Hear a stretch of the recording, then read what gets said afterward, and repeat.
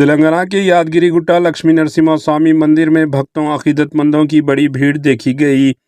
संक्रांति तातीलात के सिलसिले की आमद के साथ ही लक्ष्मी नरसिम्हा स्वामी मंदिर के अकीदतमंदों भक्तों का हुजूम देखा जा रहा है। मंदिर के आसपास का पूरा इलाका अकीदतमंदों से कचाकच भरा हुआ है।